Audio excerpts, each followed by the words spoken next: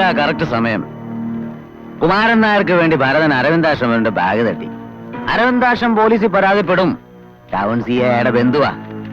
അതിന്റെ കൂടെ നമ്മളും സി ഐക്ക് 5ഓ 10ഓ എറിഞ്ഞ ഭരതൻ കുറെ നാൾ അഴിക്കുള്ളി കിടക്കും. എന്താ? അത് ശരിയാ. സി ഐ ടൗണിൽ നിന്നാവുമ്പോ എസ് ഐ മേനോന് വായും മൂടി ഇരിക്കാനേ പറ്റത്തുള്ളൂ. എന്തായാലും നമുക്കും കുറച്ച് കാശ് സി ഐക്ക് അറിയാം. വാ.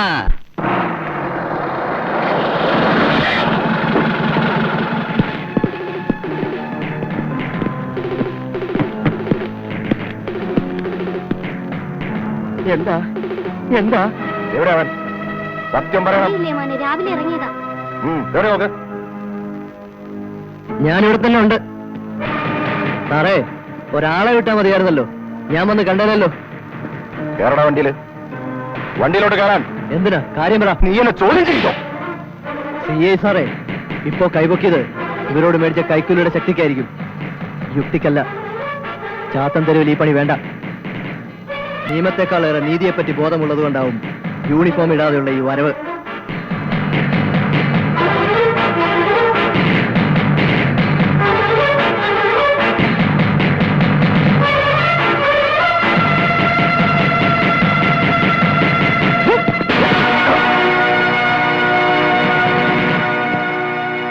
പട്ടി, നീ ചെവി നുള്ളിക്കോ. 1000 വട്ടം നുള്ളാം. 1000 വട്ടമല്ല, 10000 വട്ടം.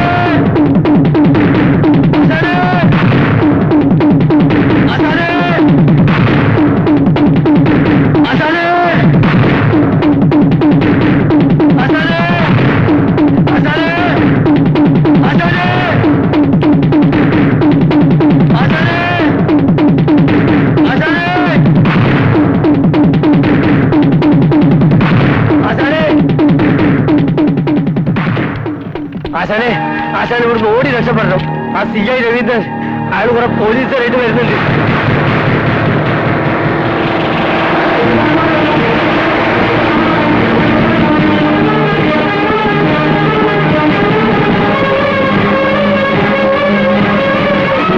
ഇറങ്ങി വാടാ പട്ടി. പോലീസുകാരനെ അവമാനിച്ചിട്ട് എത്ര വലിയ കേടിയാണെങ്കിലും ജീവിക്കണ്ട. ഇറങ്ങി വാടാ. മര്യാദയ്ക്ക് ഇറങ്ങി വരുന്നതാണ് നല്ലത്, അല്ലെങ്കിൽ നിന്റെ എല്ലി ഞാൻ ചവിട്ടി പൊട്ടിക്കും. എന്താടാ, നാ ഇറങ്ങിപ്പോയോ? ഈ കോളനിയിലെ ചെറ്റകെട്ട് മുമ്പിൽ വെച്ച് അന്ന് നീ ഞെളിഞ്ഞ് പോർക്കണമായിരുന്നു. അതേ ആൾക്കാരുടെ മുമ്പിൽ നീ അനുഭവിക്കുന്നു. നടക്കടാ.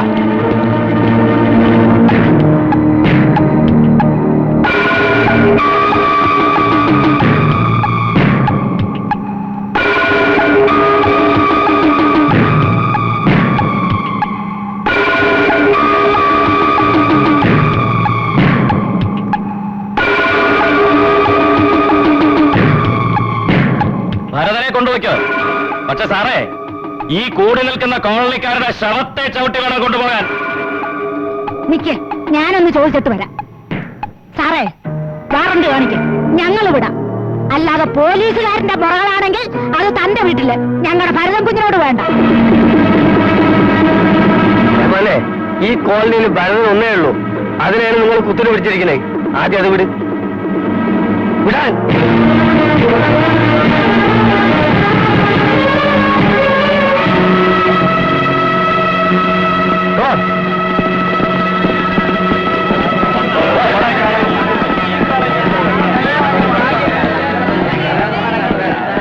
ഇടി വെട്ടുമ്പോ പട്ടി ഉറക്കത്തിൽ നിന്നിട്ട് കുരയ്ക്കും പോലെ അച്ഛന്റെ പോലെ വർത്തമാനം.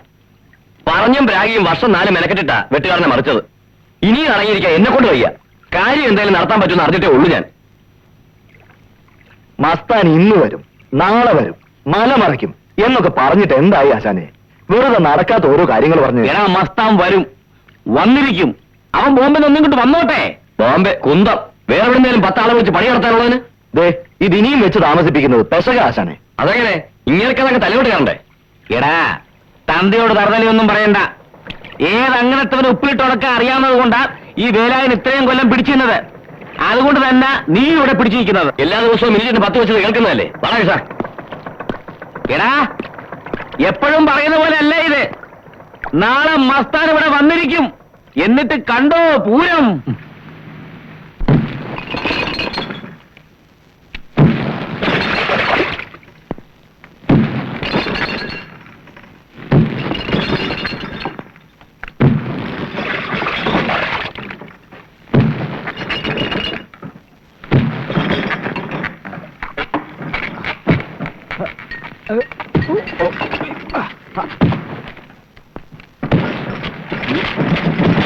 ഇതെന്താ ഭൂമി വിളിക്കോ?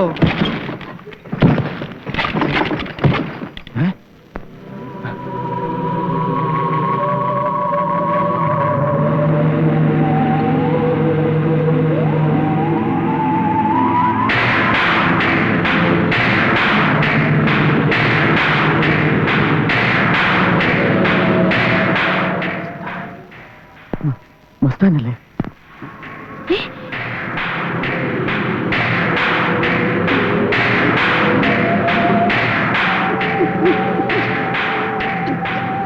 ആരാടാ ഭരതൻ ഇവിടെ? ഭരതൻ ഇവിടെ വന്നിട്ടില്ല. എവിടെയൊന്നും അറിയില്ല.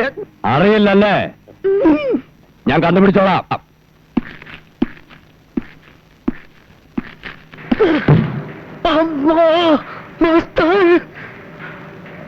ഭരതമില്ലേ, നമുക്ക് തിരിച്ചു പോവാം. തിരിച്ചു പോകാനോ? എന്തിന്? തിരിച്ചു പോകേണ്ടി വരില്ല. നീയാണല്ലടാ ഭരതൻ, ഇവിടത്തെ ദാദ. അതേടാ, ഞാൻ തന്നെ.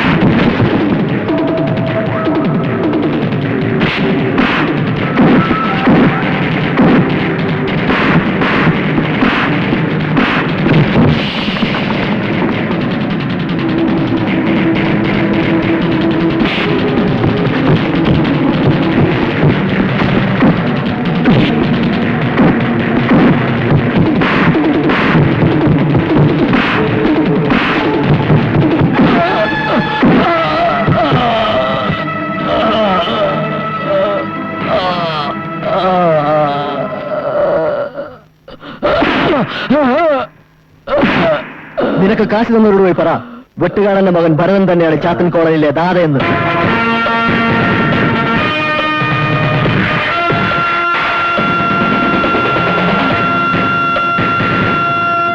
അവന്മാര് കുറുവടിയും കമ്പിപ്പാരയും കൊണ്ടുവന്നെങ്കിലും ഒന്നും ചെയ്യില്ലായിരുന്നു. വെറുതെ വിരട്ടാൻ ഏമാൻ വിരളുകയും ചെയ്തു. താൻ എന്ത് മനസ്സിലാക്കിയിട്ടായി പറയുന്നത്? ഞാൻ ഉൾപ്പെടെ 10-20 പോലീസുകാരെ 10-150 പേര് മാരകായുധങ്ങളുമായി വളയുകയെന്ന് വെച്ചാ അവിടെ എന്താ സംഭവിച്ചുകൂടാത്തത്? താൻ നോക്കിക്കോ, അവനെ ഞാൻ ഒതുക്കും. ഒതുക്കണം, അതിനാ 10 സാറിന്റെ കൈ തന്നിട്ടുള്ളത്. പിന്നെ ഇത്രയും ആയ സ്ഥിതിക്ക് സാറും കൂടെ അറിഞ്ഞിരിക്കണം, അണലിയുടെ ബുദ്ധിയാ. ഭരതന്റെ ജീവനാ അവന്റെ ഉടപ്പിറന്നോള്. ശാരദേ, അവളെ അവനുമായി തെറ്റിച്ച ഒന്നേ അവന് പ്രാണനിളകും, അല്ലേ അവന് നാട്ടിൽ നൊഴിയും. എങ്ങനെ?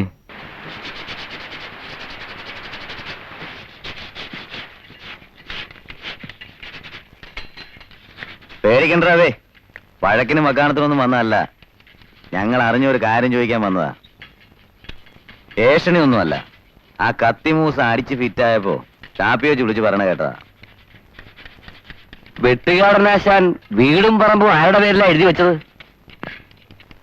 എനിക്കറിയില്ല. പത്മാക്ഷി അമ്മ ആ വീടിന്റെ കാര്യം വല്ലതും തന്നോട് പറഞ്ഞിട്ടുണ്ടോ തന്റെ കല്യാണ സമയത്ത്? അത് ശാരദയുടെ പേരിൽ എനിക്ക് തരാമെന്ന് പറഞ്ഞിട്ടുണ്ട്. ആ, ശാരദയുടെ അവകാശമായിട്ട്. സ്ത്രീധനമായിട്ട് അത് മാത്രമല്ലേ പറഞ്ഞിട്ടുള്ളൂ, സ്വർണം ഒഴിച്ചാൽ? അതെ. എങ്കി അത് പോയി. ആ. പത്മാക്ഷി അമ്മയെ ഇറക്കിയിട്ട് ഭരതൻ അവിടെ കയറി പൊറുക്കാൻ പോവുക. അല്ല, സത്യം എന്താണെന്ന് താൻ കൂടെ അറിഞ്ഞിരിക്കണമല്ലോ എന്ന് വിചാരിച്ച് പറഞ്ഞതേ ഉള്ളൂ. വരട്ടെ.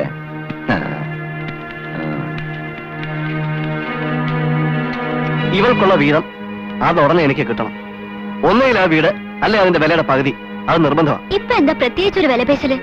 കെട്ടുന്നതിന് മുൻപ് ഇങ്ങനെയൊന്നും തോന്നിയിട്ടില്ലല്ലോ. കാര്യങ്ങൾ ഇങ്ങനെയൊക്കെ ആവുന്ന അപ്പൊ അറിഞ്ഞിരുന്നില്ല. കല്യാണത്തിന് മുമ്പ് ഞാൻ പറഞ്ഞിട്ടുണ്ട്. ഇപ്പൊ അവൻ ചെയ്യുന്നത് എന്താണെന്ന് നീ ഇവിടെ കേൾക്കുന്നുണ്ടല്ലോ. പോലീസുകാരോട്ടാ യുദ്ധം. പോലീസും കേസും ആകുമ്പോ ഈ വീട്ടിലും വരും അവര് തെളിവ് തിരക്കാൻ. ഞങ്ങളൊന്നും വീട്ടിൽ പോലീസുകാർ കയറിയിട്ടില്ല. ഇനി അതുപോലെ അയാൾ ഗുണ്ടായസം ചെയ്ത പകയ്ക്ക് എനിക്കിട്ടോ അവക്കിട്ടോ ആരെങ്കിലും എന്തെങ്കിലും ചെയ്ത ഒന്നീ ഞങ്ങൾ ഇവിടം വിട്ട് പോയിക്കോളാം, അല്ലെങ്കിൽ അവൻ. പക്ഷെ ഇവിടെ വീതം ഉടനെ കിട്ടണം. ഞങ്ങളുടെ ജീവിതം തൊലയ്ക്കാൻ ഇറങ്ങിയിരിക്കുക അവൻ. ആ എരുപ്പൊളിയെ ഞാനിന്ന് അമ്മയോട് നിൽക്കുന്നുണ്ടോ? ഇത് എന്റെ കാര്യ, ഞാൻ നോക്കിക്കോളാം. അഥവാ എന്തെങ്കിലും പറയാനുണ്ടെങ്കിൽ ഞാൻ ഭരതനോട് പറഞ്ഞോളാം. എനിക്ക് സ്വൈര്യം തരാനായിട്ടെങ്കിലും ഭരതൻ ഇവിടെ നിന്ന് പോകാമോ? ഓരോ ദിവസം കേൾക്കും ഭരതൻ അത് ചെയ്തു, അയാളെ വെട്ടി, ഇയാളുടെ ബാഗ് തട്ടിപ്പറിച്ചു, പോലീസുകാരനെ തല്ലി. അമ്മയായാലും കെട്ടിയനായാലും എന്റെ അടുത്ത മെക്കിട്ട് കയറുന്ന ചേട്ടനെന്ന് വിളിക്കുന്നതാണോ ഞാൻ ചെയ്യുന്ന തെറ്റ്? എല്ലാവരും കൂടി എന്നെ പന്ത് തട്ടുക. നീയും കൂടെ എന്നോട് ഇങ്ങനെ പറയേണ്ടിയിരുന്നു ശാരദേ. നിനക്ക് വേണ്ടിയാണ് ഞാനിവിടെ വന്നത്, നിന്നത്. ഇപ്പോ തൃപ്തിയായി. പക്ഷെ ആ വീടെന്റെ അച്ഛൻ എനിക്ക് കൈമാറിയ സ്വത്ത്, എന്റെ ഒരേ ഒരു സ്വത്ത്, അത് മാത്രം ഞാൻ ആർക്കും വിട്ടുകൊടുക്കില്ല. എത്രയാ വീതക്കാശ് ചോദിക്കുന്നേ? 1.5 ലക്ഷം. കല്യാണത്തിന് മുൻപ് അമ്മ വിജയേട്ടന് വാക്ക് കൊടുത്തിരുന്നത്ര. നിന്റെ സ്വൈര്യതയ്ക്ക് കാശാണ് അയാൾക്ക് ആവശ്യമെങ്കിൽ ഞാൻ കൊടുക്കാം 1.5 ലക്ഷം. പക്ഷെ ഇപ്പോൾ എന്റെ കയ്യിലില്ല. വെട്ടിയും കുത്തിയും വിരട്ടിയും ഒക്കെ തന്നെ വേണം അതുണ്ടാക്കാൻ. എങ്കിലും നീയും നിന്റെ കെട്ടിയവനും എങ്ങോട്ടും പോവണ്ട. ഇതൊന്നും ഭരതേട്ടനോട് പറയേണ്ടതല്ലെന്ന് എനിക്കറിയാം. ചേട്ടൻ എന്നോട് ക്ഷമിക്ക്.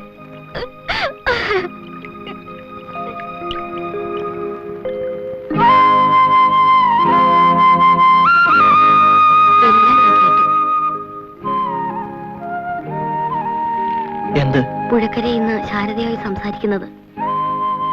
അവള് പറയുന്നതിലും കാര്യമുണ്ടല്ലോ. അവിടെ കെട്ടിയോൻ പറയുന്നതല്ലേ അവക്ക് ചെയ്യാനും പറയാനും പറ്റൂ. അത് ചേട്ടനോട് സ്നേഹമില്ലാഞ്ഞിട്ടല്ല. അച്ഛൻ മരിച്ചപ്പോ വരാൻ തോന്നിയത് തന്നെ അവളെ ഓർത്തിട്ടാ.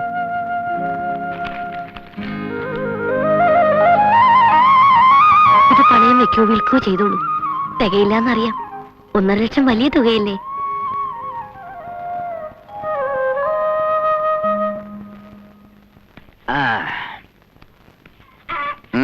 ഞാൻ പറഞ്ഞില്ലേ രാഘവ, ആ ഭരതന്റെ ആസ്ഥാനം ഉണ്ടല്ലോ, ആസ്ഥാനം, അതായത് ആരൂഢം, അത് വിളയിരിക്കുക.